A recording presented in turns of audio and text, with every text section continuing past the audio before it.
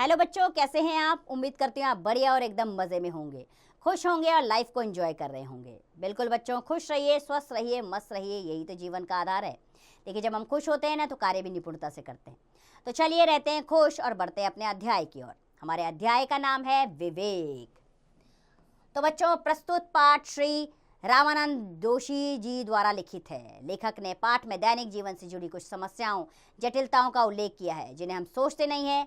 उन्होंने आह्वान किया है कि यदि हम इन समस्याओं, जटिलताओं के प्रति गंभीर चिंतन करें तो सहज ही इनमें मुक्ति मिल सकती है। लेखक ने जीवन की सार्थकता को महत्व देते हुए मनुष्यों के विचारशील होने पर बल दिया है। सबसे पहले बताया है वाणी और व्यवहार के बारे में। तो मुन्ना जोर जोर से अपना पाठ रट रहे हैं। Cleanliness in next and do orderliness. Cleanliness is next and do godliness. बड़ा सुंदर पाठ है। हिंदी में इसका अर्थ लगभग यह हुआ कि सुचिता देवत्य की छोटी बहन है। मेरा ध्यान अपनी किताब से उचटकर मुन्ना की ओर लग जाता है। पाठ याद हो गया। मुन्ना के मित्र बाहर से बाहर बुला रहे थे। मुन्ना पैर में चप्पल डालकर सपाटे से बाहर निकल जाते हैं। सपाटे यानी कि बहुत जल्दी जल्दी में बाहर चले जाते हैं। उनके खेलने का समय हो गया है। अब कमरे में बिटिया आती है। भाई पर बहुत लाड़ है इनका। मुन्ना 7 समंदर पार की भाषा पढ़ रहे हैं, इसलिए भाई का आदर करती है। बिटिया अंग्रेजी नहीं पढ़ती। मेज के पास पहुंचकर बिटिया निशान के लिए कागज लगाकर मुन्ना की किताब बंद करती है। किताबों, कापियों, कागजों के बेहतरीन ढेर को सवार कर करीने से चुनती है। खुले पड़े पेन की टोपी बंद करती है। गीला कपड़ा लाकर स्याही के दाग धब्बे पहुँचती है और कुर्सी को तरीके से रखकर चुपचाप चली जाती है।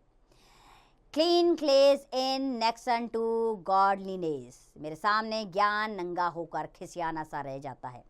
क्षण मात्र में सब कुछ बदल जाता है। गंभीर घोष के संतुलित शैली में दिए गए अनेकों अनेक भाषणों में सुने सुंदर सुगठित वाक्य कानों में गूंजने लगते हैं। मनमोही जिल्द की शानदार छपाई वाली पुस्तकों में पड़े कलापूर्ण अंश आंखों के आगे तैर जाते हैं। प्रवचन और अध्ययन सब बौने हो गए हैं। आचरण की एक लकीर ने सबको छोटा कर दिया है। ज्ञान चाहे मस्तिष्क में रहे या पुस्तक में, वे चाहे मुंह से बोला जाए या मुद्रण के बदी खाने में रहे, आचरण में उतरे बिना विफल मनोरथ है। धर्म और राजनीति, समाज और व्यवहार के क्षेत्रों में विविध विविध मंचों से उपदेश देने वाले मुन्नाओं, केवल कंठ से मत बोलो, हम तुम्हारे हृदयों की गूंज सुनना चाहते हैं। वाणी और व्यवहार में क्षमता आने दो, हमें वास्तव में तुम्हारे समक्ष श्रद्धानंद होना चाहिए। मुन्ना, पाठ को रटो मत, उसे अपने अंदर संभालो। बात को मुंह में और स्वयं को घर से बाहर निकालने से पहले इन दाग धब्बों को पोंछ लो जो तुम्हारी असावधानी के कारण चारों ओर पड़ गए हैं। पारसमणि। अब जानेंगे पारसमणि के बारे में। पारसमणि है तुम्हारे पास, नहीं तो, और तुम्हारे पास नहीं, और तुम्हारे पास नहीं। यहाँ वहाँ जाने कितनों से पूछा, परंतु पारसमणि तो कहीं नहीं मिली। क्या इस अद्भुत मणि की बात निरी कल्पना है? यदि वास्तव में ऐसी कोई मणि है तो मुझ अभागे को, अभागे यानी कि जिसकी किस्मत खराब है, उस अभागे को मिलती क्यों नहीं? तभी किसी ने कहा, है मेरे पास पारसमणि, तुम्हें चाहिए, क्या करोगे उसका? उत्तर दिया, हाँ चाहिए, इसलिए ना खोजता फिर रहा हूँ, उसके स्पर्श से लोहे को सोना बनाऊंगा। उसी ने कहा, शुभ संकल्प है तुम्हारा, मणि तो मैं तुम्हें दे दूं, परंतु एक बात बताओ, लोहा है तुम्हारे पास? मुझे जैसे काठ मार गया। पारस की पहली शर्त लोहा है, यह तो कभी ध्यान ही नहीं आया। मेरा असमंजस देख वही बोला, ना सही लोहा, लकड़ी, पत्थर, चमड़ा, पीतल, कुछ भी होगा, वही लाओ मेरे पास। बहुत प्रकार की पारसमणियाँ हैं। आश्चर्य क्या, पारसमणियों के भी बहुत प्रकार होते हैं, परंतु मेरे पास तो कुछ भी नहीं है, बिल्कुल खाली हाथ हूँ। हाथ सोना बनाने का कैसा सियोग हाथ से निकला जा रहा है। उसी ने धीरज बंधाया, निराश मत हो, जिसके पास कुछ नहीं है उसके लिए पारसमणि है। मैं सुगत आश्चर्य से भर उठा। मैंने मणि लेने के लिए हाथ फैला दिया।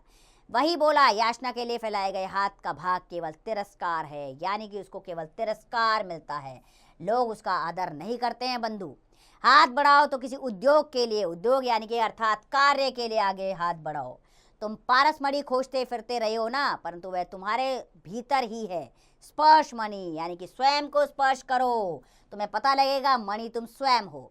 तुम खाली हाथ हो तो सेवा के स्पर्श से, लोहे पीतल वाले हो तो कौशल के स्पर्श से, और प्रतिभा वाले हो तो लगन के स्पर्श से मनचाहा सोना बना सकते हो। तुम्हारा स्पर्श कितना शुद्ध होगा, तुम्हें सोना भी उसी मात्रा में शुद्ध प्राप्त होगा। मैं धन्य होकर लौटने लगा तो उसी ने टोका, गुरु सिखाया है इसलिए यह पूछने का अधिकार है मेरा, सोना बनाकर उसका करोगे क्या? मैं हस्त प्रस्त रह गया, यानी कि मैं आश्चर्य में भर कर रह गया। यह भी कोई प्रश्न हुआ भला? उसी ने कहा, प्रश्न यह उचित है और आवश्यक भी। सोने में अच्छाई जितनी है, बुराई उससे कम नहीं है। सोना जिसके पास है उसे मद से मारता है, मद यानी कि उसे अहंकार से मार देता है, और जिसके पास नहीं है उसे लोभ से ग्रस्त रखता है। शुद्ध सोने का वास शुद्ध व्यक्ति और शुद्ध समाज में ही संभव है। अब आते हैं विवेक की वल्गा पर। यह एक मंदिर है, विशाल और भव्य वास्तुकला का जीवित आदर्श। यहाँ आकर हमारे विकारों का शमन हो जाता है। हमारे विकार यानी कि हमारी सारी विकार की चीजों का नाश होता है। यह एक मीनार है, ऊंची और भव्य, किसी कारीगर के संतुलन बोध की प्रत्यक्ष साक्षी।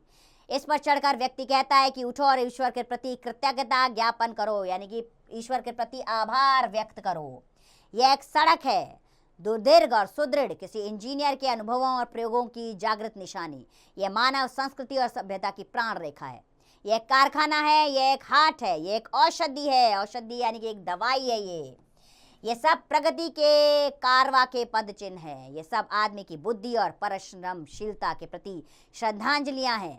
बुद्धि और परिश्रम बड़ी चीजें हैं, बहुत बड़ी चीजें, लेकिन क्या यही पर्याप्त और सब कुछ है? नहीं, और यह निश्चयात्मक रूप से नहीं। असहनीय पीड़ा पहुंचाने वाले यातना तंत्र, विध्वंस वाहिनी तोपें, अपने क्रोध में प्रलय को प्रशय देने वाले बम, सहस्त्रों यानी कि हजारों, सहस्त्रों हजारों को सुख और शांति से वंचित करने वाले शोषण के नानाविध प्रकट प्रचंड उपाय, ये भूख, ये बेकारी, ये घुला मिला मारने वाला जहर, ये सब अवनति की राह पर आदमी द्वारा छोड़े गए भयानक और भद्दे निशान है।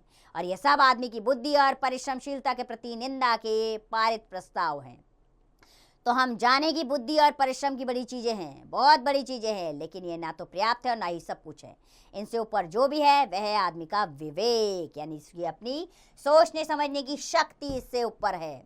आदमी की तहजीब और तरक्की के लिए जितनी बुद्धि और परिश्रम लगाया गया है, उसे बर्बर और पशु बनाने के लिए उससे कम बुद्धि और परिश्रम का व्यय नहीं हुआ है। हिसाब लगाकर देखें तो प्राणदायी बूटी और प्राणघातक विष दोनों ही समान बुद्धि और परिश्रम के प्रतिफल हैं। अफीम की खेती गेहूं उपजाने से अधिक कष्टकर है, कम नहीं। बंधु विवेक उपजाने को वल्गा कहेंगे नहीं, तो बुद्धि और परिश्रम का तुरंत तुम्हें रसातल से इधर पटकने वाला नहीं है। और ये ना चेतावनी है, ना धमकी, और ना ही परामर्श, ये केवल तथ्य है, यानी कि एक जानकारी मात्र है आपके लिए। तो रामानंद दोषी द्वारा लिखा गया अध्याय हमें समझाने का प्रयास करता है कि जीवन में सफल होना है तो विवेक से कार्य कीजिए और अपने परिश्रम को ही साधन बनाइए। आइए प्रश्नोत्तर पर आते हैं। सही विकल्प चुनना है। मुन्ना बाहर निकल आया क्योंकि उसके खेलने का समय हो गया था। सही विकल्प मैंने चुन लिया है, बाकी के वाक्य आप पढ़िए और सही विकल्प चुनिए। रिक्त स्थान भरना है अगला प्रश्न। मुन्ना पैर में चप्पल डालकर डैश से बाहर निकल गया। डैश से यानी कि फुर्ती से, उसका पर्यायवाची शब्द है, फुर्ती से बाहर निकल गया। बाकी के भी वाक्य पढ़िए और सही रिक्त स्थान भरिए। आइए लघु उत्तरीय प्रश्न पर। मुन्ना के पाठ के क्या शब्द थे? मुन्ने के पाठ के शब्द थे कि उसकी बहन उसके लिए सबसे सही है। बाकी के प्रश्न पढ़िए और उत्तर स्वयं दीजिएगा। अगले प्रश्न है दीर्घ उत्तरीय। दीर्घ उत्तरीय प्रश्न है बच्चों कि मुन्ना के पाठ याद करने तथा बिटिया के आचरण दोनों में कौन सा सफाई के आचरण का बोध कराता है, क्यों? तो दोनों के आचरण में से बिटिया का आचरण सफाई का बोध कराता है, क्योंकि मुन्ना के जाने के बाद वो वहाँ पर साफ सफाई करने लगी थी। इस प्रकार बाकी के प्रश्नों के उत्तर आप स्वयं दीजिएगा। आइए भाषा ज्ञान के प्रश्न पर आते हैं। वाक्यों में प्रयोग करना है। हंसप्रद यानी कि आश्चर्यचकित रह जाना। अचानक से परिणाम घोषित होने पर मैं हंसप्रद रह गया। बाकी के भी शब्दों को पढ़िए और वाक्य में प्रयोग कीजिए उनका। अगला प्रश्न है वाक्यांशों के लिए एक शब्द लिखना है। श्रद्धा रखने वाले को कहा जाता है श्रद्धेय, धैर्य रखने वाले को धैर्यवान। इस प्रकार बाकी के वाक्यांशों के लिए एक शब्द आप स्वयं लिखिएगा। ये व्याकरण ज्ञान पर आते हैं। यहाँ पर आपको क्रिया के बारे में बताया गया है कि काम करने को क्रिया कहा जाता है। क्रिया के दो भेद होते हैं, सकर्मक क्रिया, कर्मक क्रिया। जिसमें कर्म होता है वो सकर्मक क्रिया होती है, जिसमें कर्म नहीं होता वो अकर्मक क्रिया होती है। अब आ जाते हैं हम रचनात्मक कार्य पर। क्या करेंगे इसमें आप? विद्यार्थी प्रस्तुत अध्याय में दी गई शिक्षाओं को जीवन में अपनाने का संकल्प लें। अध्यापक गणों से निवेदन है कि वे विद्यार्थियों को समझाएं कि वे दूसरों से बातचीत करते समय अपनी वाणी और व्यवहार में अपनापन लाए तथा दूसरों के साथ सदैव आदरपूर्ण व्यवहार करें। तो अध्यापकों का दायित्व है कि वह अपने विद्यार्थी को एक सफल जीवन की ओर ले जाएं और एक संघर्षमयी विद्यार्थी के रूप में प्रस्तुत करें, क्योंकि अगर आपका विद्यार्थी अच्छा है तभी आप एक अच्छे शिक्षक कहलाएंगे। तो मुझे पूरी उम्मीद है बच्चों, इस अध्याय से आप सीख लेंगे और उसे अपने जीवन में अपनाएंगे। खुश रहिए, स्वस्थ रहिए, मस्त रहिए और इसका अभ्यास करते रहिए।